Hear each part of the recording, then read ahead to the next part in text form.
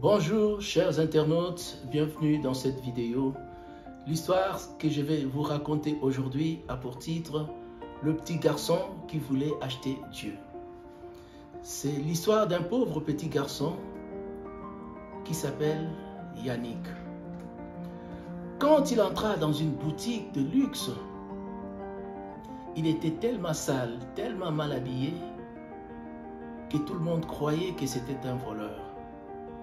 Il alla directement devant le propriétaire du magasin, lui tendit une pièce de monnaie et lui dit « Excusez monsieur, est-ce que vous vendez Dieu ici ?»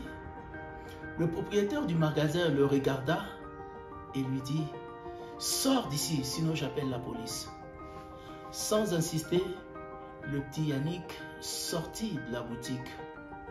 Et loin de se décourager, il alla dans un autre magasin pour demander la même chose. Toute la journée, le petit Yannick erra de magasin en magasin.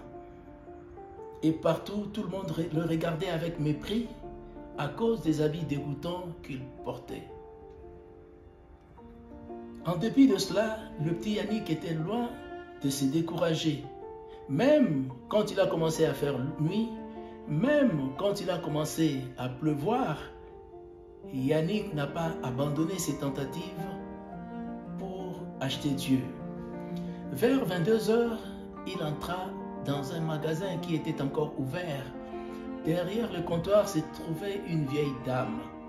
Il alla se présenta devant la vieille femme et lui dit « S'il te plaît, madame, je veux acheter Dieu.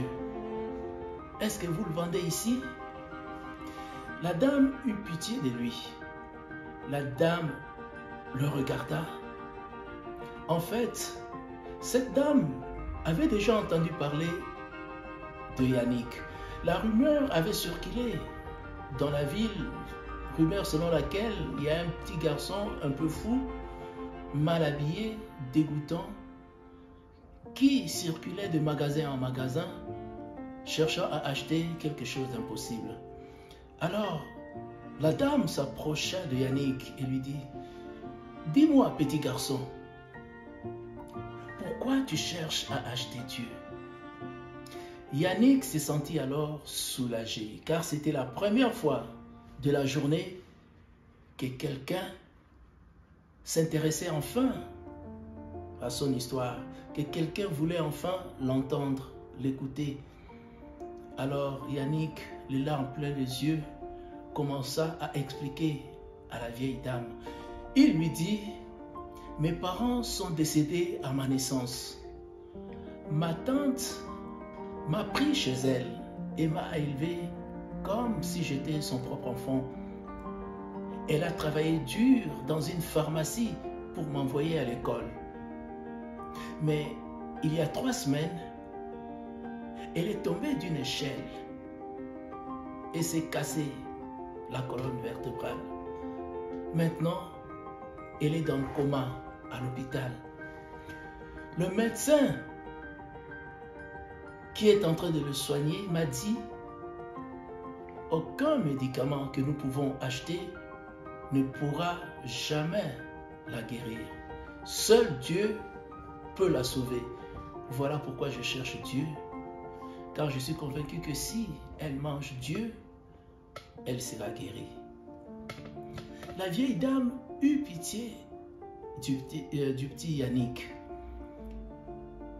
Elle lui dit « Mais combien d'argent tu as pour acheter Dieu ?» Alors le petit Yannick lui tendit la pièce de monnaie et lui dit « J'ai seulement une pièce d'argent. » La vieille dame, entrant dans ce jeu, lui dit « D'accord, donne-moi cette pièce d'argent.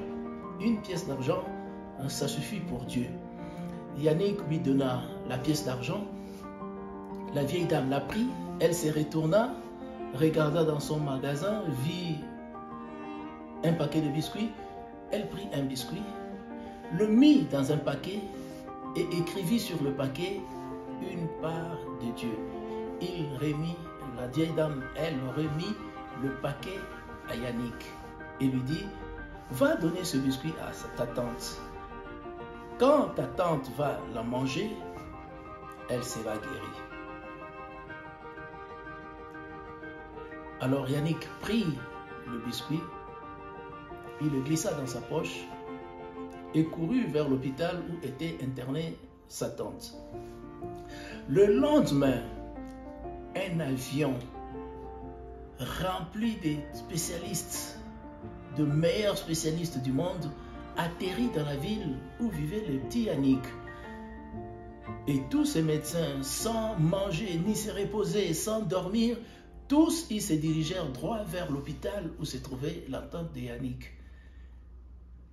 Et pendant 3 semaines, ces médecins essayèrent par tous les moyens, essayèrent de soigner cette tante et par tous les moyens, essayèrent de la sauver.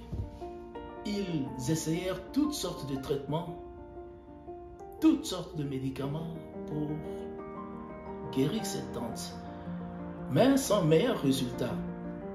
Arrivé à la 4e semaine, le miracle s'opéra. La tante de Yannick reprit conscience. Et bientôt, elle fut guérie, complètement guérie. Cette tante fut complètement guérie. Alors, le jour de sa sortie à l'hôpital, cette tante reçut de la direction de l'hôpital une énorme facture. Quand elle regarda la facture, elle s'est mise à pleurer parce qu'elle n'avait pas de quoi payer cette facture. Elle se disait, mais où je trouverai tout cet argent, moi qui viens de passer plusieurs semaines à l'hôpital, je n'ai plus d'argent. Où je trouverai les moyens de payer cette facture? Pendant qu'elle était en train de pleurer, son téléphone sonna. C'est la direction de l'hôpital qui appelait. La tante prit le téléphone et la direction de l'hôpital lui dit « Excusez madame, pour la facture, c'était une erreur. Car en fait, la facture a déjà été payée par une vieille dame. Et la dame qui a payé la facture, c'est elle aussi qui a envoyé ce groupe de médecins qui est venu te soigner.